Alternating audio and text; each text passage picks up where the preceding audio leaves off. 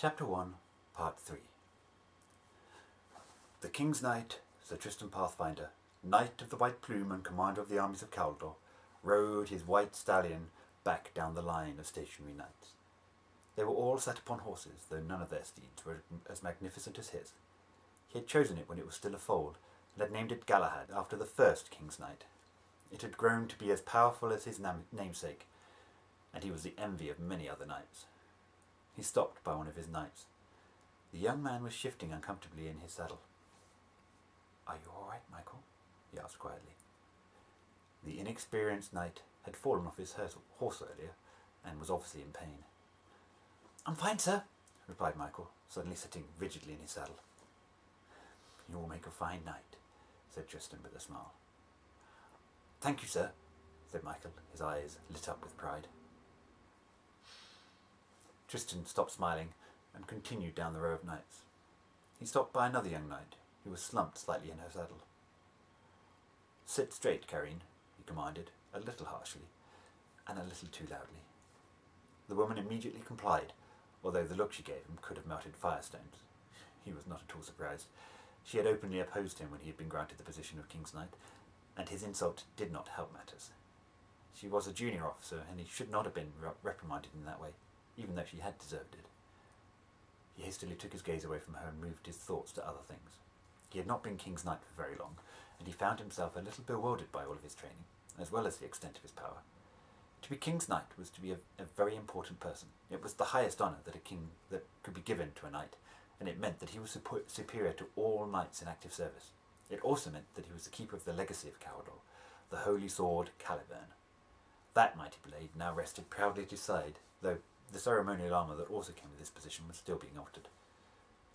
He was one of the youngest men ever to be awarded the honour. This had caused several problems. Many other knights, who had also been candidates for the position, became very angry, and probably a little jealous, especially some of the older ones. They had felt that he did not deserve the position, even though most had seen him succeed in drawing Caliburn in the ceremony of choosing. When he had first begun his new duties, they had made his life very difficult. They had subverted his orders, and openly disobeyed direct commands in an attempt to undermine his authority. He had been forced to challenge them in a test of arms. They had demanded that he face them all in a one-day tournament, and he had been bound by the rules of chivalry to comply. So he met every challenger on the field of combat in front of a very large crowd of people, both knights and civilians. By the day's end, he had fought every one, and won. It had delighted the crowd, and the ease with which he had won had humiliated the knights. He was not once unhorsed, and his lance splintered only once. By the end of the hot summer day, he had barely broken into a sweat, despite his bulky plate armour. Tristan had taken this to mean that he had been chosen by Torek, and the majority of those he had defeated seemed to agree with him. This had produced a new depth of respect for him, and most of them had ceased their subversive activities. Only a few of them still plotted to embarrass and humiliate him. Karine was one such knight. This did not excessively concern him, for he had the situation well in hand. Karine was the only such opponent present this morning, and she would be next to him. The problem was that he enjoyed using his power to humiliate them. He knew that it was unseemly and discourteous. He also knew that it was not the expected behaviour of the King's Knight. However, he just could not seem to rid himself of these unsavoury emotions. Even regular treatment did not seem to have any effect. A soft whinny from Galahad brought him out of his reverie.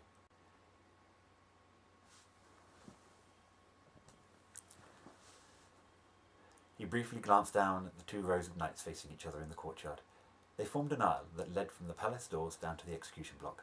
Seeing that everything was in order, he took his place at the head of the knights by the foot of the stairs that led down from the doors.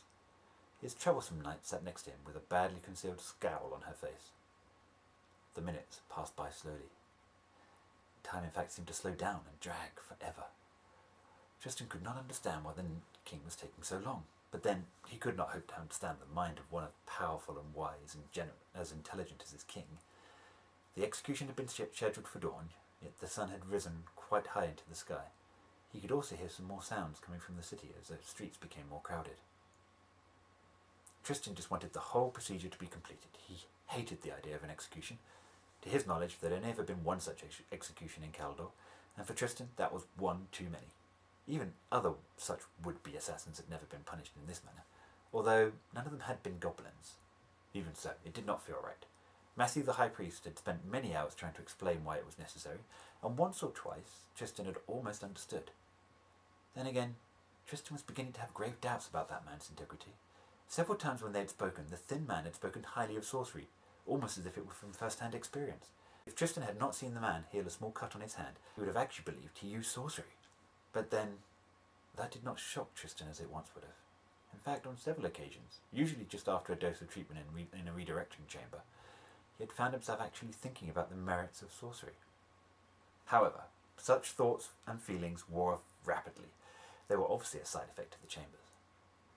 His concentration was broken once again when the palace doors suddenly swung open.